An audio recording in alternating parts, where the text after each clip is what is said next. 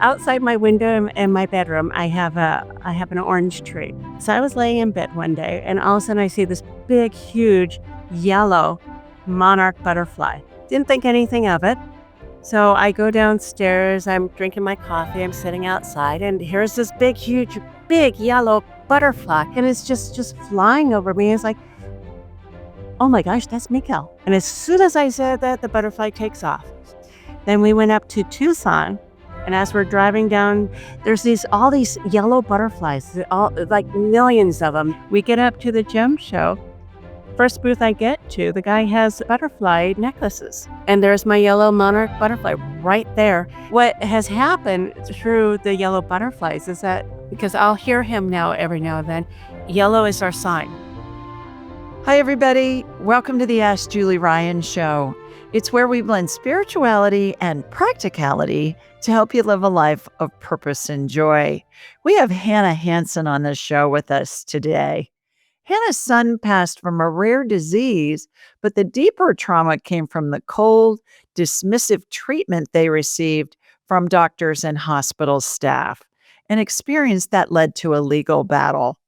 I'm going to be asking Hanne what really happened, how other parents can protect their children in similar situations, and how this unimaginable loss may have transformed her spiritually. Please remember to subscribe, leave a comment, and share this episode with your family and friends. Now, let's go chat with Hanne. Hanne, welcome to the show. I'm so thrilled to have you. We've been trying to do this for a year. Yes, I am thrilled to be here as well. Nervous, but thrilled. Oh, please. It's just me. You say what doesn't kill us makes us stronger. What led you to think that? All of the trials and tribulations that we have been through, that I've been through, kind of got me to believe it, because been there, done that, Yeah. and I'm still here. You're still standing. There's Yeah. there's a song out of Postcards from the Edge. It's a Broadway song. You know, Meryl Streep, Shirley MacLaine, all of that. And it's the lyrics. I love lyrics of songs. Good times and bad times. I've seen it all. And my dear, I'm still here. I love that. That could be your theme song. I love that. Yes. Yeah, I'll send you the link. Why do you say that you're amazed that you're still standing? Please tell us all a little bit about what you went through and tell us about your son. Uh, um, my son, ooh, my son had alveolar rhabdomyosarcoma, a very rare adolescent cancer. He was diagnosed in 2011. When he was diagnosed, we didn't know it was cancer at first. How old was he when he was diagnosed? He just turned 14. He actually had just been to an uncle's house, and they did some playing out in the farm. So he did a lot of digging and a lot of plowing and all that farm stuff. So when he got back, his chest hurt a little bit, and we thought he just bruised it from working out at the farm. And then all of a sudden he started struggling breathing. So we took him down to the doctor's office. They did an X-ray, and he had on his lungs, he had one whole side that was completely and totally white. They called it a whiteout. So they rushed us to the emergency room. And once we got to the emergency room, we went in there on a Wednesday. They hooked him up. They started draining his lungs. Thursday, they did a biopsy. Friday, they told me he had cancer, and we're starting chemo on Monday. So from the time that we went into the hospital to the time that I found that he had cancer, to the time that we were diagnosed, or there was no processing. Mm-hmm. Where were you? Where were you in the country? Here in Arizona. Okay. So I the was Phoenix area? yeah. Yeah, so, the closest hospital and I don't wanna badmouth the hospital themselves, but it was a newer hospital that we went to, and it was a children's hospital. Um, the doctor that we got, him and I, we clashed. We were like oil and vinegar through the whole thing. So, my upbringing is not the medical field. My upbringing is natural first. There is a time and there's a place for medical. Um, but now it's my own child. So, the doctor, he was kind of new to this hospital. So, and he was older, so he kind of kept pushing us. So, it basically what ended up happening is that we were diagnosed.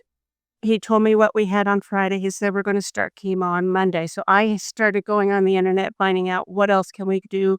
Where can we go? What are the other options that we could do? Um, and then I talked to the doctor and I said, "Okay, so I'm not saying no to the chemo, but I wanna know what else that there is out there." And I asked him, "How long do we have until we absolutely have to start the treatment?"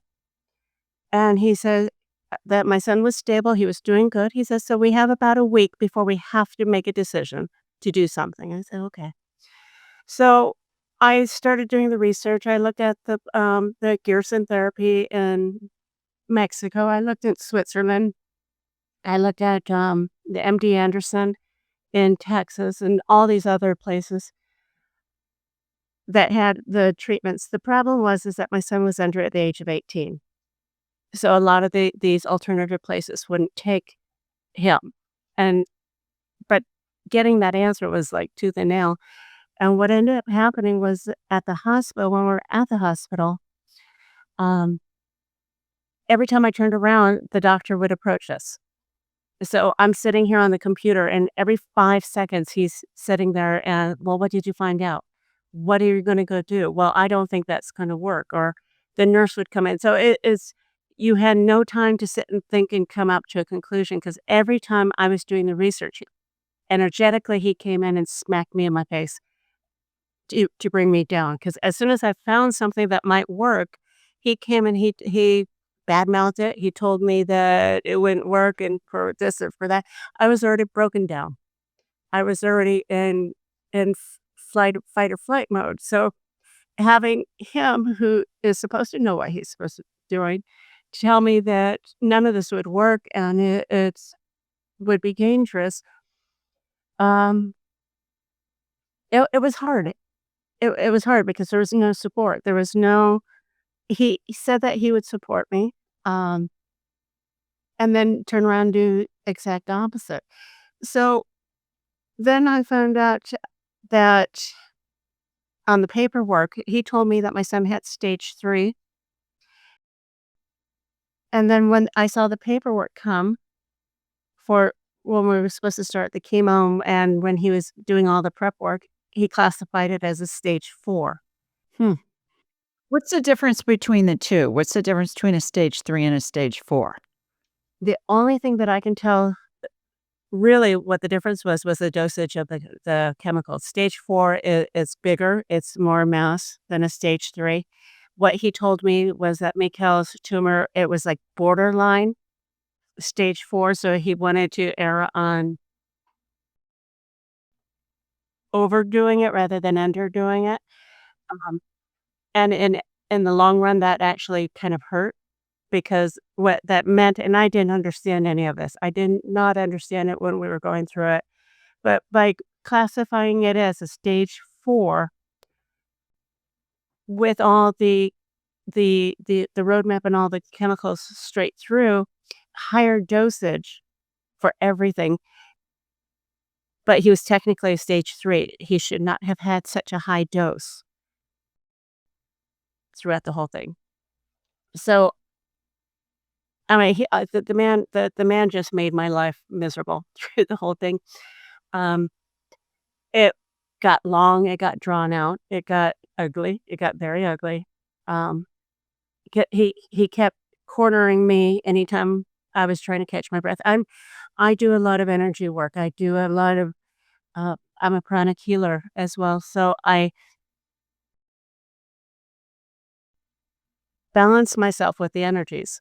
So what ended up happening going into this hospital, which I pick up everything everywhere anyhow. Now I'm dealing with my son going through this, and then every 2 seconds somebody was just pounding at me. My mom would come visit, or my sister would come. Well, why aren't we doing chemo? Well, why isn't he on chemo? My family is under the belief you get cancer, you do the three things. You do your chemo, you do your radiation, and you do the surgery, and hopefully you make it. I don't think that way. I don't believe that way. Um, but yet now this is my child, so it's a whole different ballgame.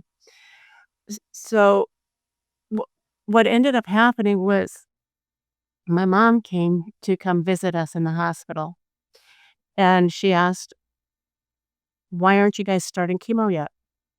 And I says, "Well, you know what? Don't want to talk about it in the room." And I says, "We're looking into some things." And she says, "He should be on chemo. You got to get him on chemo. He needs to be on chemo." And this is in front of your son. Yes, and I told her, I says, "We don't talk about that. We don't talk about cancer. It's a tumor. We don't talk anything negative in the room. If you want to talk about it, we go out of the room." And I says, "Otherwise, you can't be here. I cannot have you come here and lower our the vibration in here." So she started bringing it up. She started bringing it up in the room with my son. And then I saw my sister. We had a corner room with a window. So I saw my sister come in. And then all of a sudden, my mom went out to meet my sister. They were talking. And I saw my sister look straight in the room. And then next thing I know, I see the doctor walk around the corner. My sister goes, grabs him. They go out in the corner. And then my sister leaves. So she never came into the room. The next morning after that, I get a phone call first thing in the morning from Child Protective Services. So, and they called me to double check the address of my mom to verify her address. Nowhere on any of the paperwork did I ever mention my mom or my sister or any of them as somebody that they could talk to or next of kin or any of that. I did not. I just don't because just that's a whole different ballgame. On the hospital paperwork you're talking about. On the hospital paperwork, yeah. So there nowhere are they listed as family, but they know that she was my mom. So the next morning, I got that phone call from Child Protective Services. That afternoon, now this is all within a week's span. So that afternoon, um, I was supposed to meet with our doctor. So he pulls me. We go into a room, and to find out what I've decided and what we want to do. I go into the room, and it's a room full of all the nurses and a couple of the lawyers. There's like 9 people in there that had no clue who they were. What had happened though, right before or no, so I met with them in the conference room. He asked me, he says, "Well, what have you decided to do?" And I says, "Well, I've looked into this and I looked into," so I'm telling him everything that I've looked into.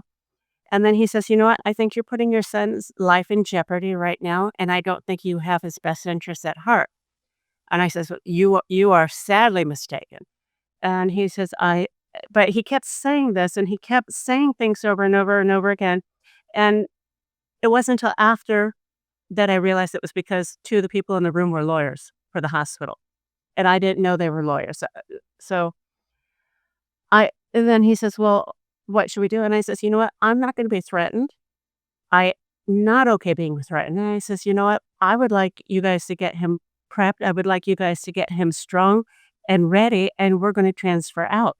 He goes, "Well, where you go?" I says, "You know what? At this point, I don't care. We'll go down to St. Jude's or we'll go down to the Phoenix Children's Hospital." I said, "We can go to any hospital that I'm not gonna be threatened by the doctor. That's not okay." And I just got up and I walked out.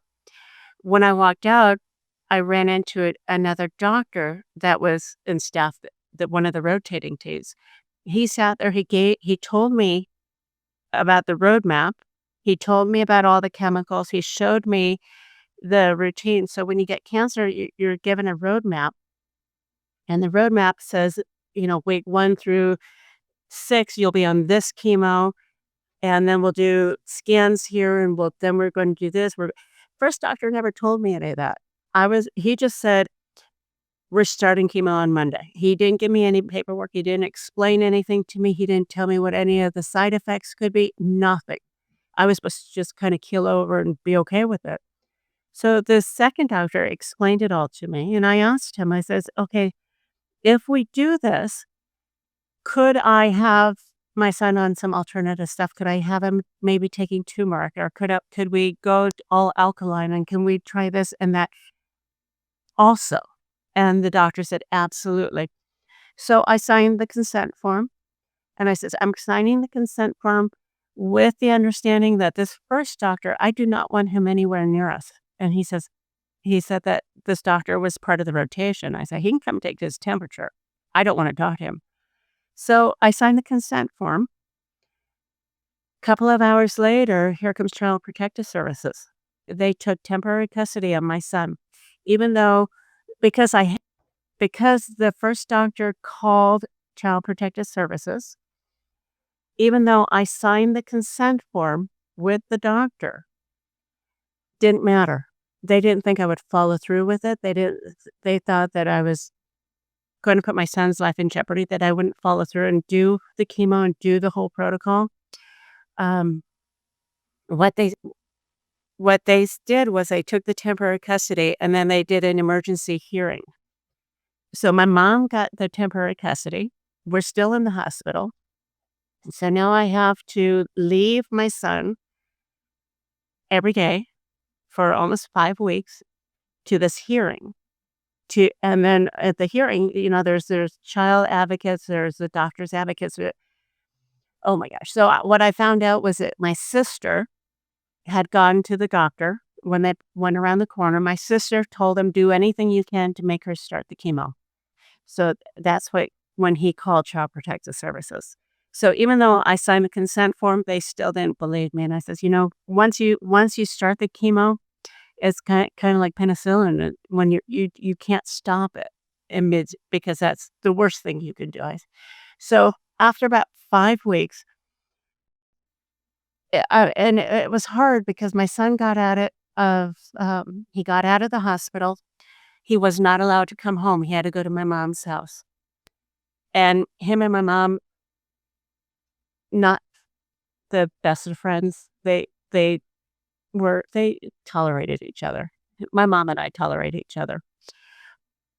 But because she had custody, they told her I was not allowed to spend the night there. I was not allowed to be with my son alone.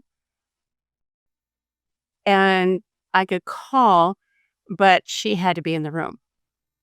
Could you go see him, or you could just talk to him on the phone?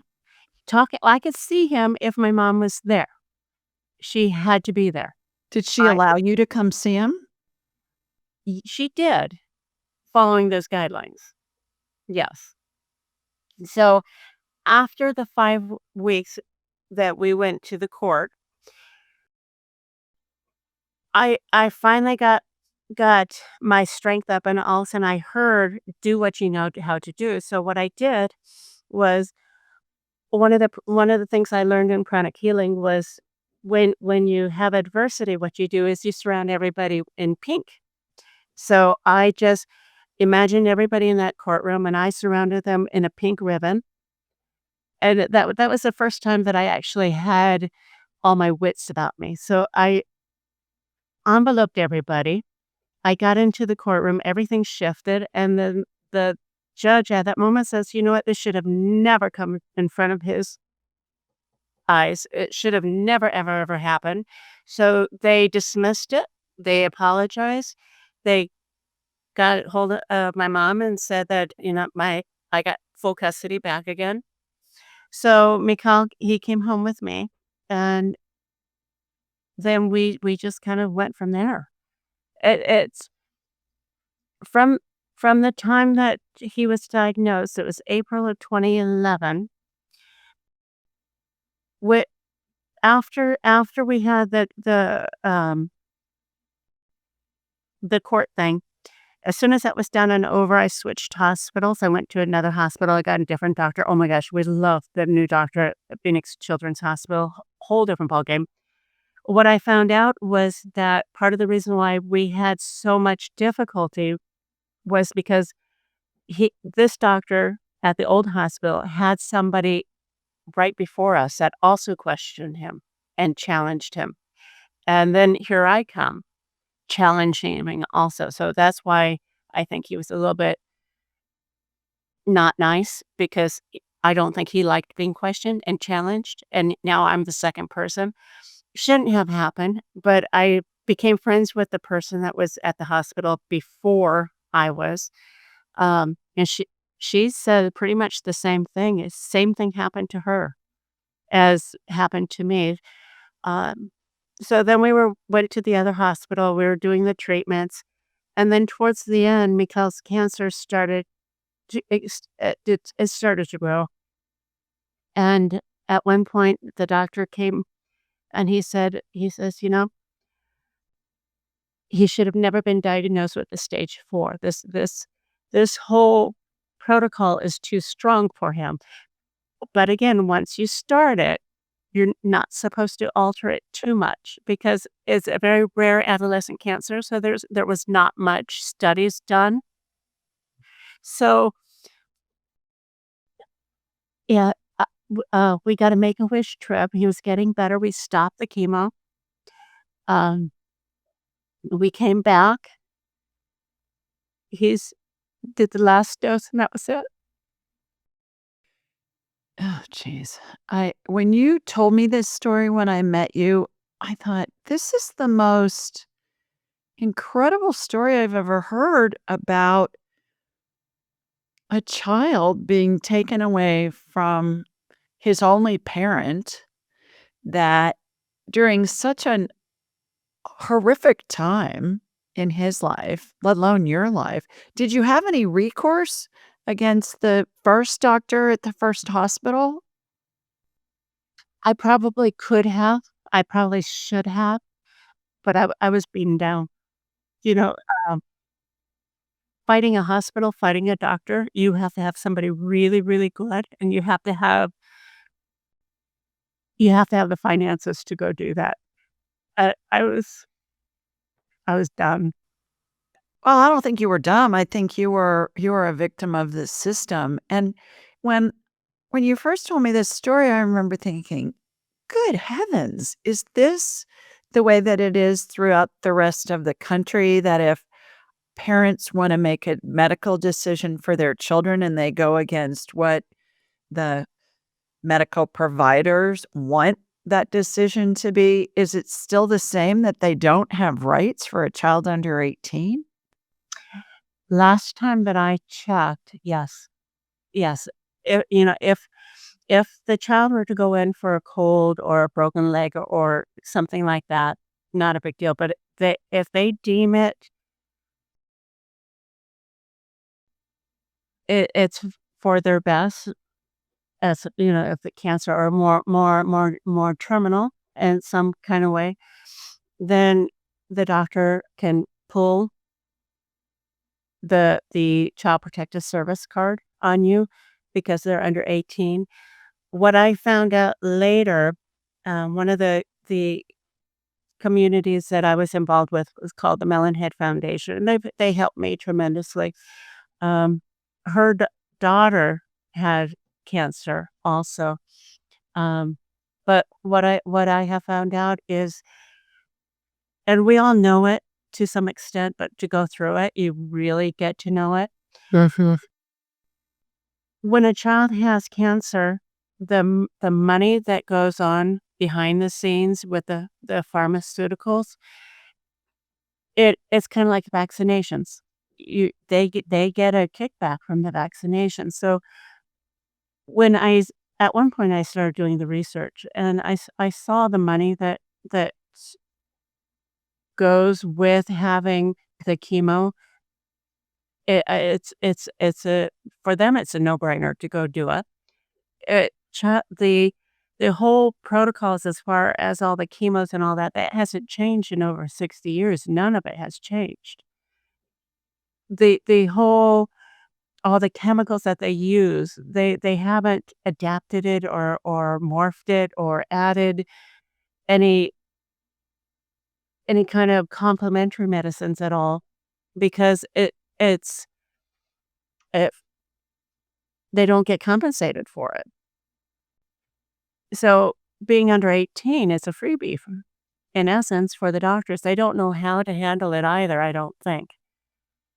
And I think that right now, a lot of people, when they get cancer, they are choosing alternatives. They are looking into other things. They are getting better through alternative medicines. So I think that they have actually cracked down a little bit at the hospitals as far as what they can and cannot do Crack down with minors or with with all my patients? With minors, yeah, because minors, they have more control over the minors and their treatment? yes. Wow. I've read that there's 1,000% markup on chemo. Oh Is my that god, what you found? I think it's 10,000. But yeah, 10,000. look, 10,000. we Holy had Moses. there was one of the medications that we were on, thank goodness there was insurance for it, but one pill cost 5,000, and you had to have at least 7 to last for the week, so it was $5,000 per pill for 7 days. I mean, God help. it's astronomical, And absolutely astronomical. and how long was he on that medication? How many weeks did he take that medicine? That one medicine, we had that prescription, and it was about 3 weeks he had to be on that one.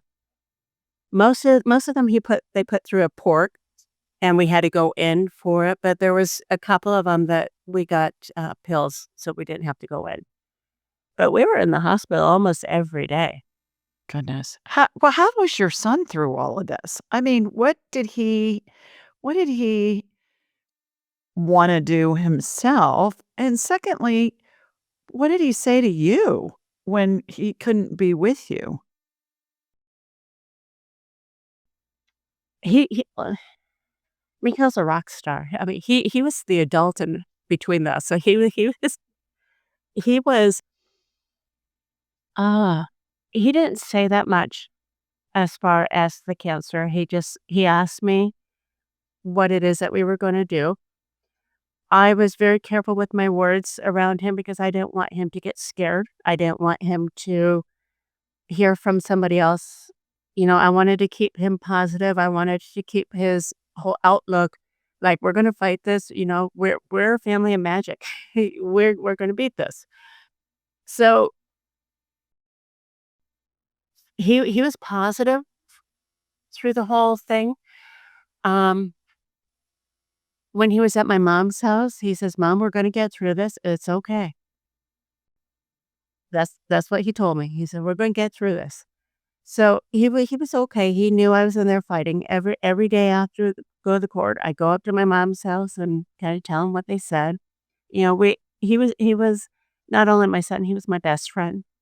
So, I told him absolutely everything. Everything that happened, everything that was said, everything that I learned that my family told them. So, it was an experience and a sad one too because I lost my whole family. I don't talk to any of them anymore. Well, I was gonna say, what did your mother and your sister say when you were telling him what had happened in the court, and they had to be in the room with you, and they were listening to you tell him all of this? They just kinda kept their mouth shut. They switched the subjects. They absolutely nothing. They were brought up with the doctors being right. The doctors are God. The doctors say that you need to take this, you need to take it. And that's just it's my family's Danish. So it's I think a lot of it's cultural that the doctors know better. Um, I think it's age more than cultural. I think I so think my generation, our generation, I think I'm older than you are. I think that we're questioning and we are not just doing what they say. My parents did whatever the doctor said, and so did my grandparents, except for my grandmother, my beloved Mima. I was with her one time in the doctor's office, and she was like 97 at the time. Oh my, The doctor said, "Have you had a mammogram this year?" And she started laughing and she said, "No, I've never had a mammogram." And she said, "Well, we need to get you a mammogram." She said, "No, we don't. I'm not getting a mammogram. And even if I did have cancer, breast cancer at 97, really, I'm not going to do anything about it." And the doctor didn't know what to say, Hannah. She was just like, "Oh, okay." It was hilarious. And I thought, "You go, girl." Yeah, she was like, "Why would I get a mammogram? I'm 97."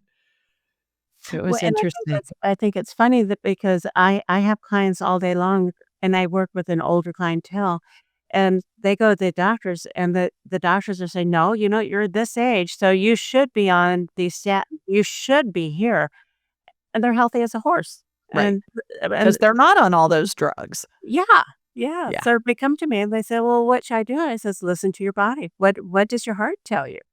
And they say, "Well, I don't." I says, You know, there's alternative stuff you can do. Talk to your doctor and kinda throw this out there." You know, maybe say, "Let me try this for 6 months, and then let's retest." It fascinates me how the doctors are today, and I think Well, that it's just how they're educated, and certainly it's all part of the healing equation, the work that you do, the work that I do. I always say it's part of the healing equation, and and if you've got something acute going on, go to the hospital. If you're in a car accident and you're bleeding, go to the emergency room, go do that, but they're not great for wellness care.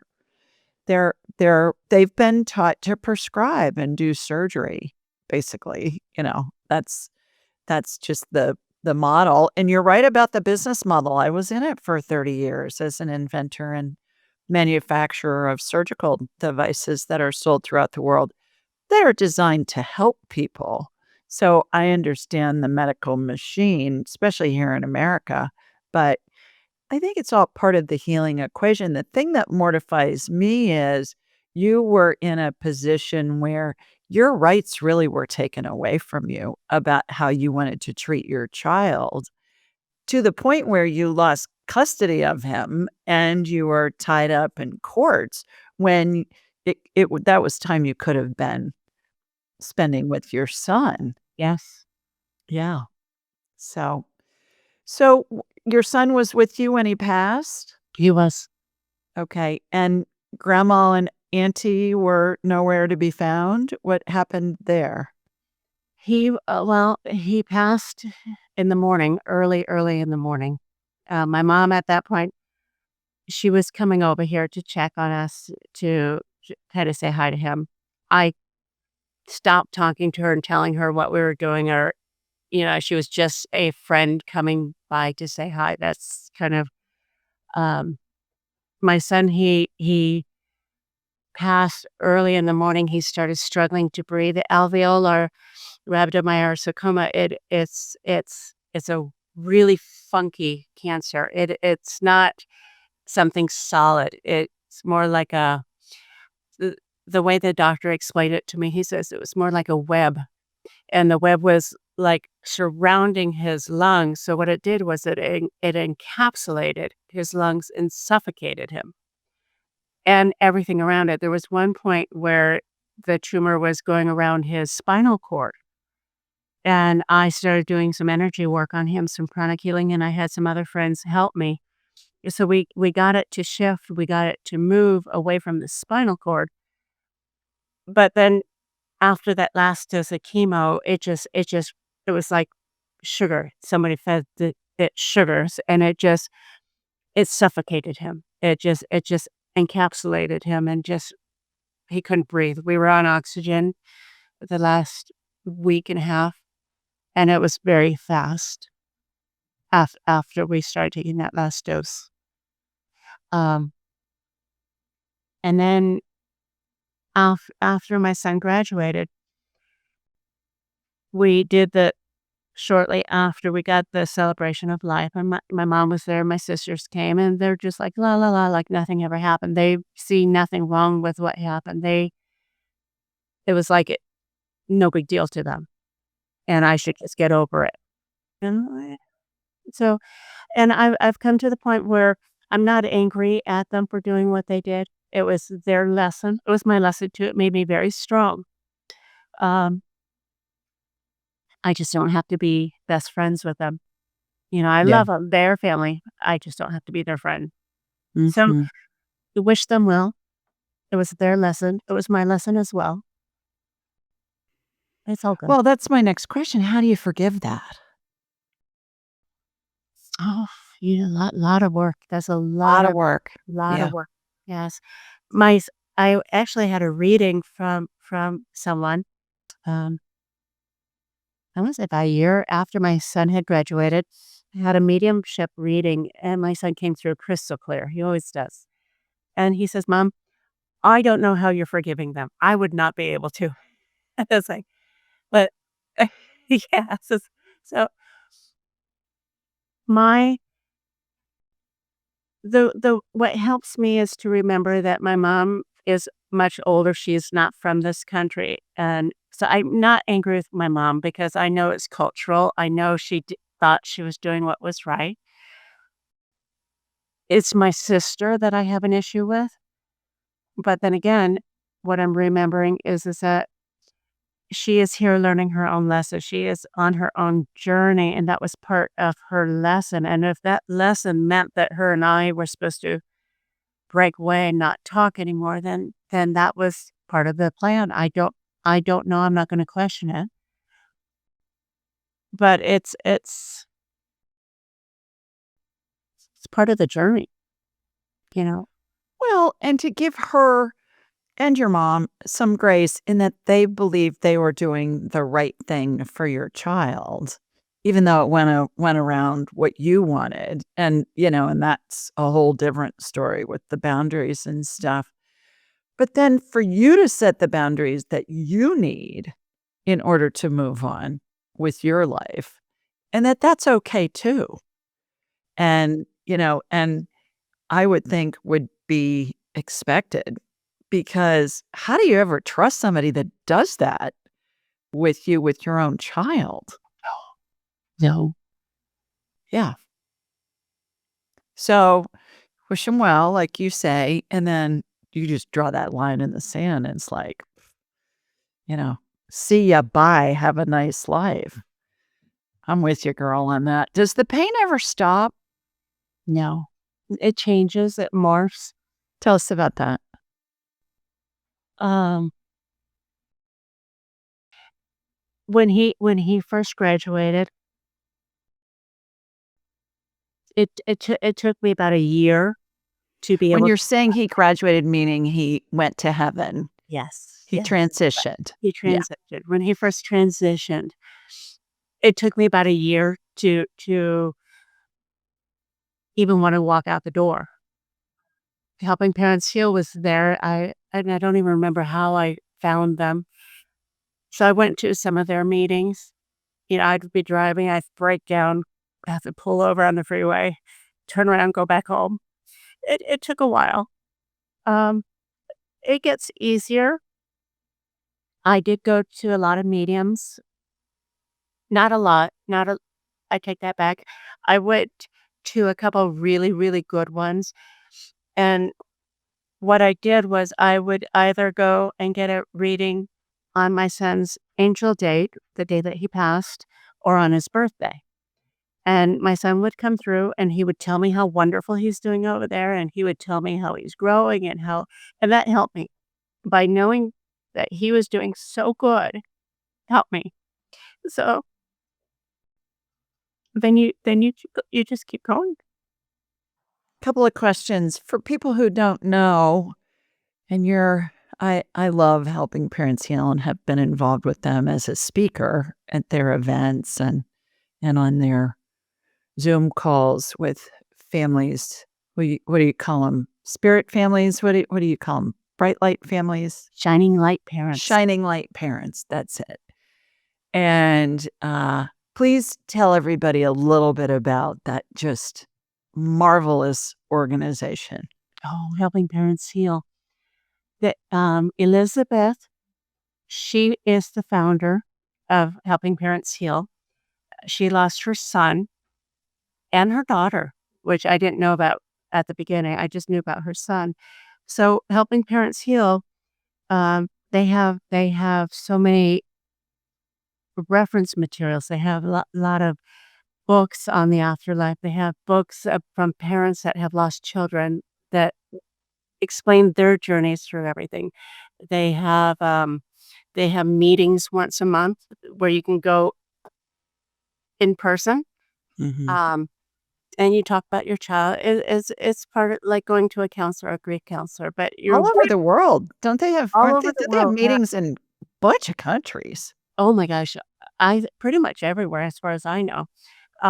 So in the other countries, some of them are going to be one-on-one where or in a group surrounding, or they'll do it via Zoom.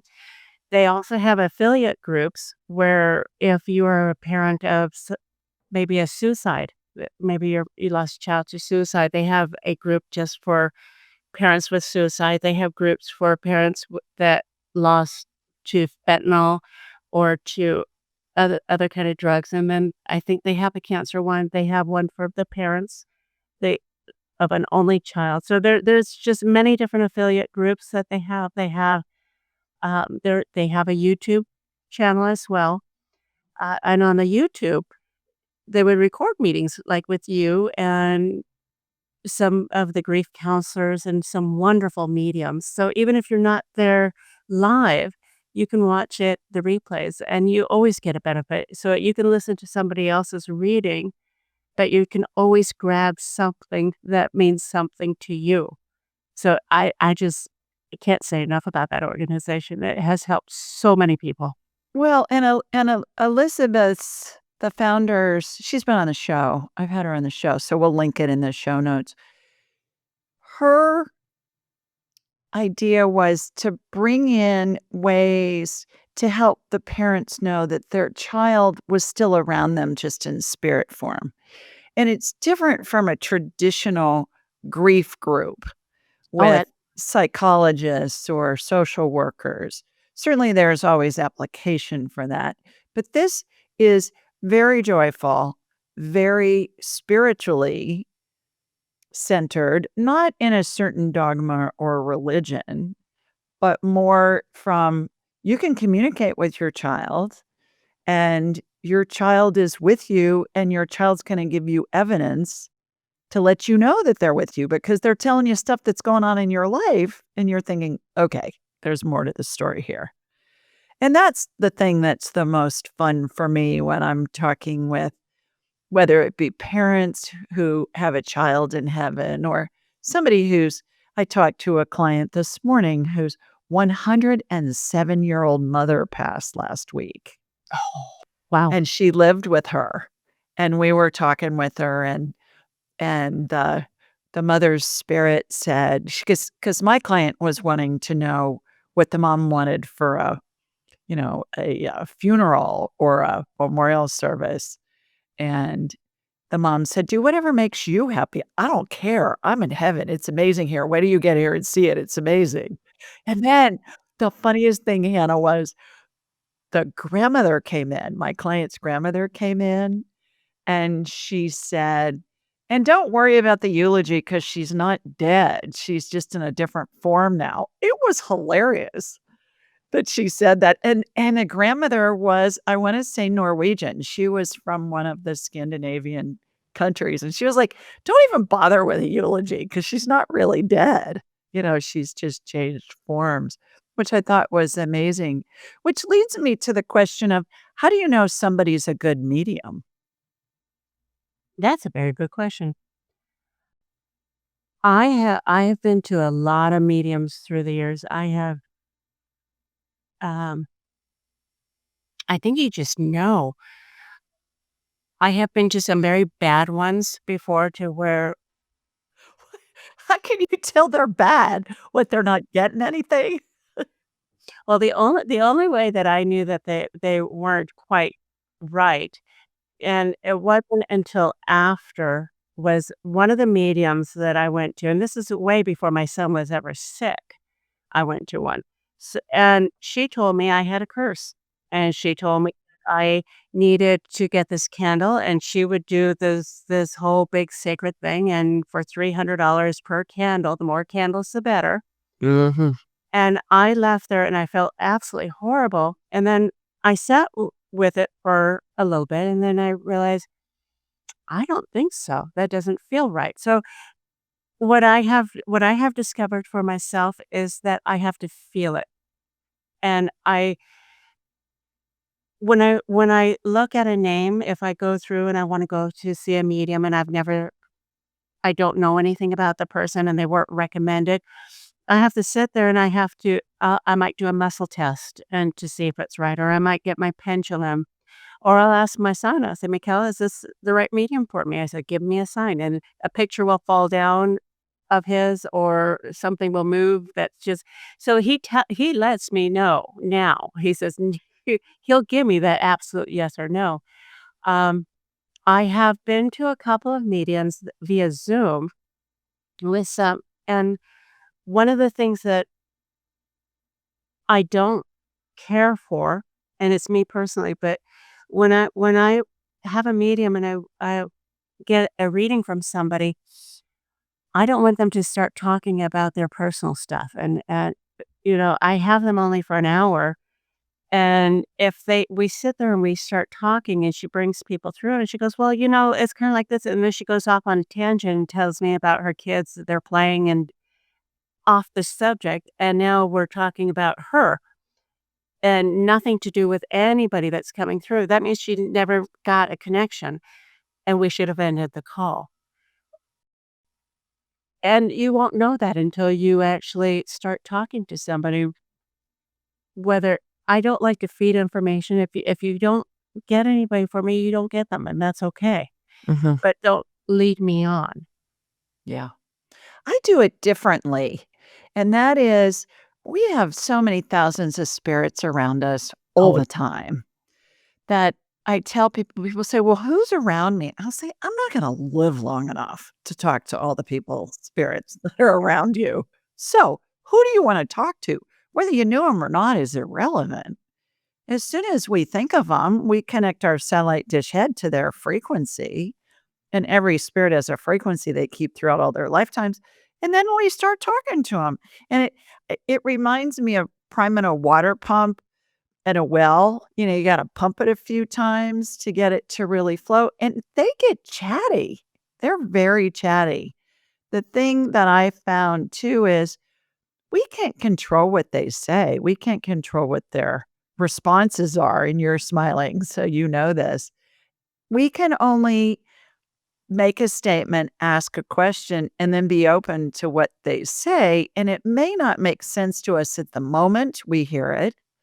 It may make sense to us later when we think about it because it has a different context than what we thought initially, and it may pertain to something that hasn't happened yet.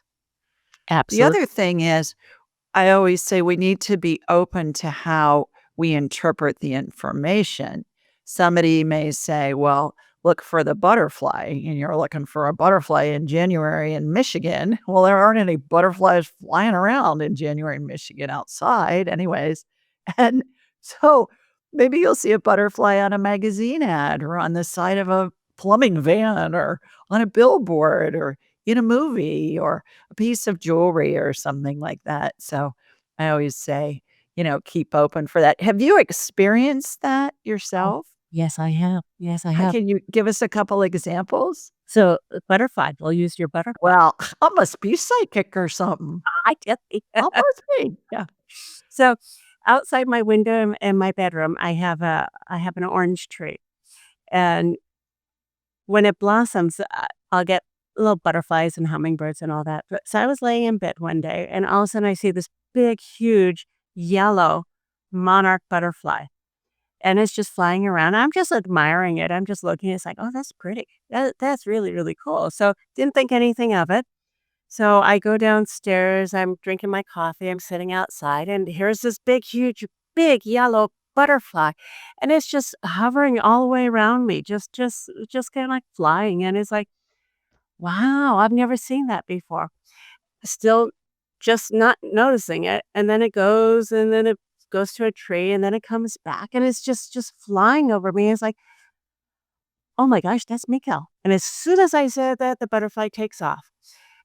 And I'm thinking, well, there you go. So then a couple of days later, I'm having a not a good day. Um, just stuff, just not, I wasn't depressed or anything. I just was off. Here comes the butterfly, the big yellow butterfly. And he just comes and he hovers around me. It's like, ah, Meikel, okay, you're here. Okay, I feel better. Then we went up to Tucson, a friend of mine, and we went to go to the gem show. And as we're driving down to Tucson, there's all these yellow butterflies, all like millions of them. That not monarch ones, the little tiny yellow ones, just everywhere. We get up to the gem show. First booth I get to, the guy has butterfly necklaces. And there's my yellow monarch butterfly right there. And he says, "Oh my gosh, I think that one would be perfect for you." I'm like, "Well, how did you know that?" He goes, "I don't know, but I think that yellow one there would be perfect." And so what has happened through the yellow butterflies is that I also heard, because I'll hear him now every now and then, yellow is our sign. So if I'm questioning something, now I'll get a hummingbird, but it has a yellow belly or a yellow back. A couple mornings ago, I was sitting outside having my coffee, and there's a bird with a yellow belly. Never seen him before. Looked like a regular bird. But anytime I question it, here comes yellows are, yeah. Your son is busy. He's like playing park ranger in heaven with the animals, sending the birds and the animals and the hummingbirds and all that jazz to you. What's he doing in heaven now? What's he tell you? What's he not doing? What's he not exactly? Yeah. He is Michal has always been an animal. Animals and science. So when he first got there, one of his things that he was doing was helping all the animals cross the rainbow bridge, and he would welcome it.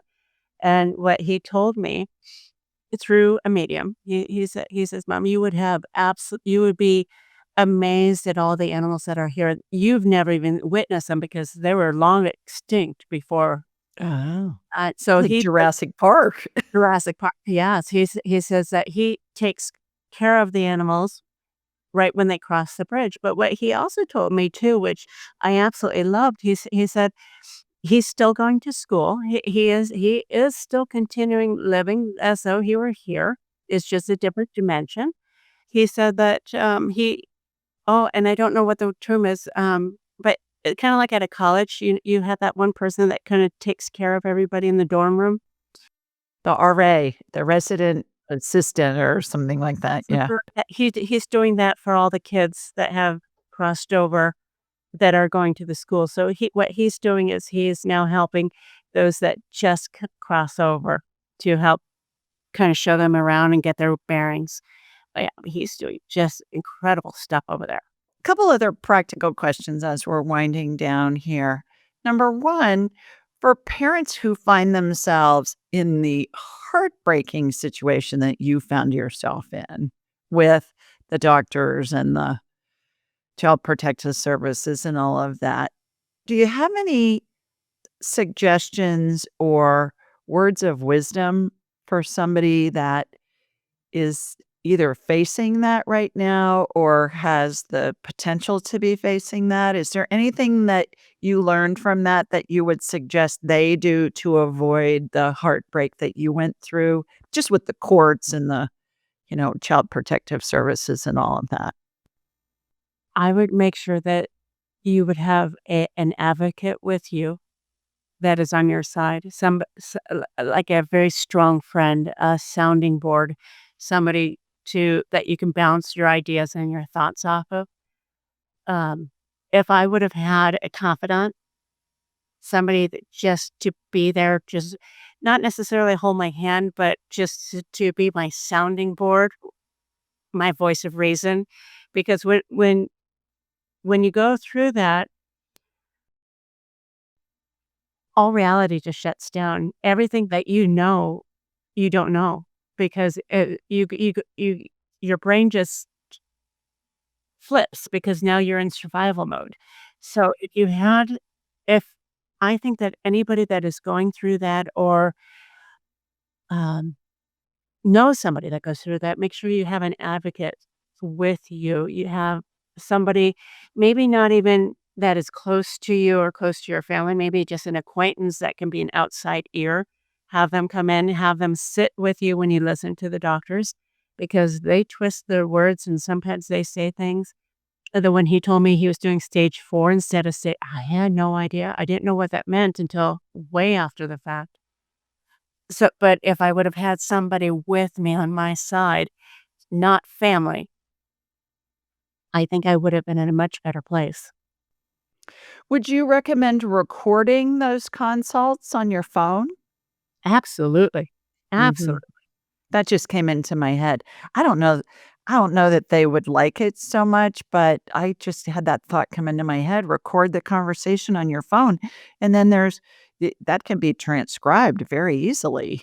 It can be transcribed, and not only that, but I even for my elderly people that go in just for knee surgery or something, back surgery or something like that, if you can record it, you can listen to it later over and over and over again. So, or you can, in my case, use it to go and proceed later. But yes, absolutely. Absolutely. My phone at the time, that was 17 years ago. I couldn't Yeah. record it back then. No, but with AI, you not only can record it, I mean, you can get a transcription of it instantly Yes. for that.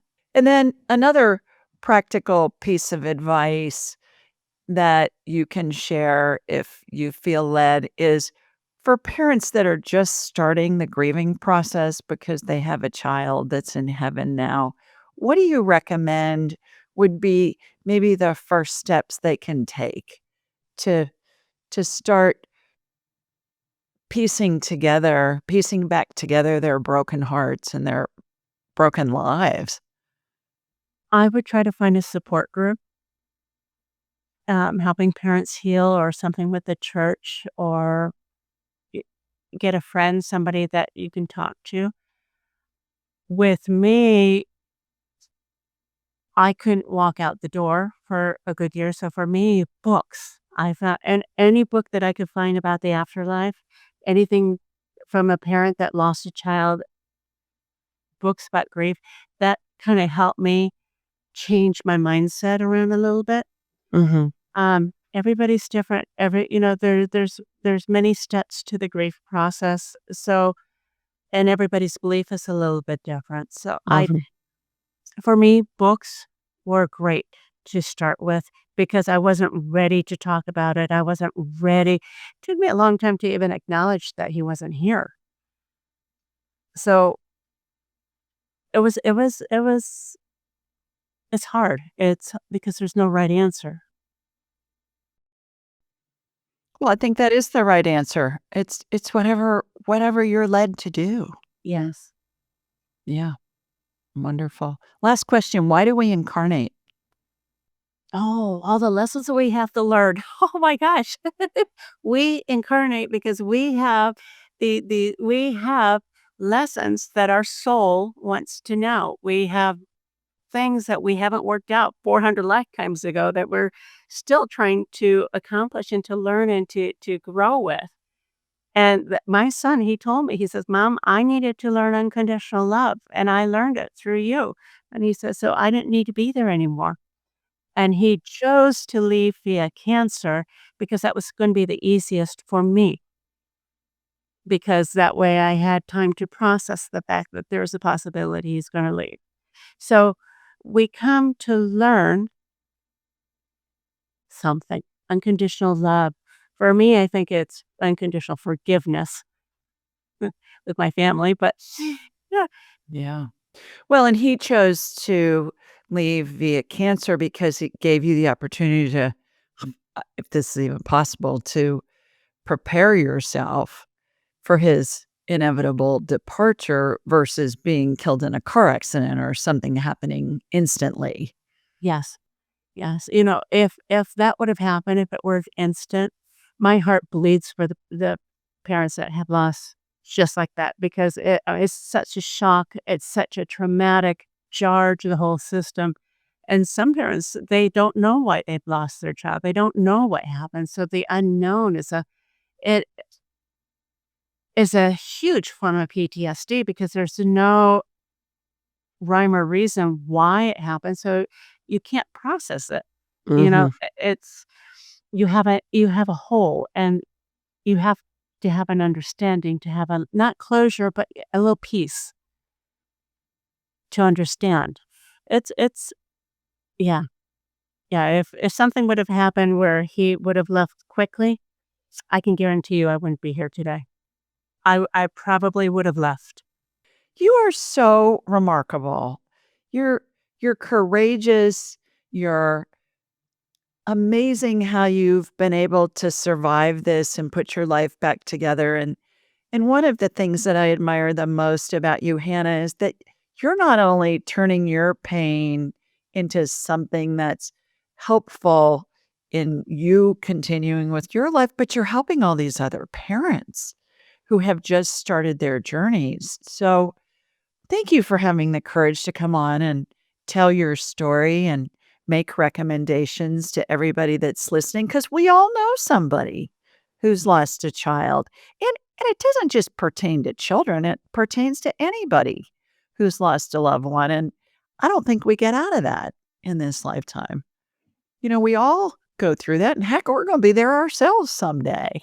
So kudos to you. I just think you're remarkable and extraordinary. And you're what I would call an earth angel No. walking around, really helping people through a baptism of fire, no less. But just remarkable. So thank you for coming on and sharing your story with all of us today. Thank you for having me. You bet. How can people learn more about the Helping Parents Heal organization and the work that you and the others do to help parents who've lost a child? Ah, you would go to helpingparentsheal.org,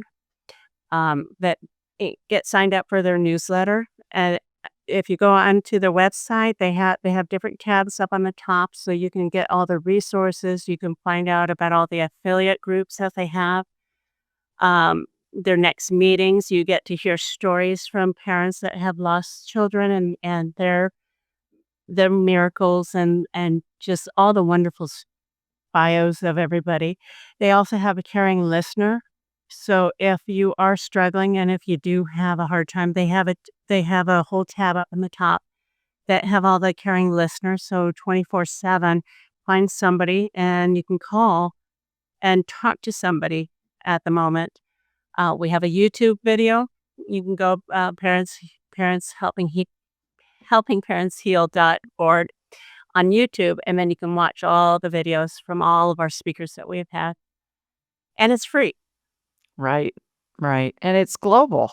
And it is global. It's expanded globally. Wonderful.